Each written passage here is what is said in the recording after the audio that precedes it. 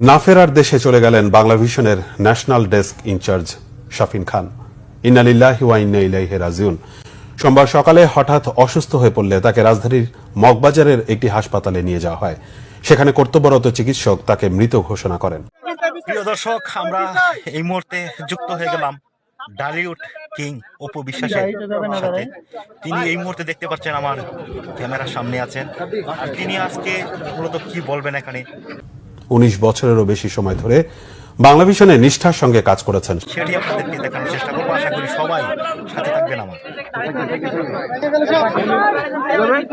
সহকর্মীদের কাছে ছিলেন অত্যন্ত আস্থাভাজন। চোখের জলে ভালোবাসায় তাকে শেষ বিদায় জানালো বাংলাভিশন পরিবার। বিস্তারিত। মূলত শাকিব খান যে মারা গিয়েছে এই বিষয়টি কিন্তু পুরোপুরি স্পষ্ট না।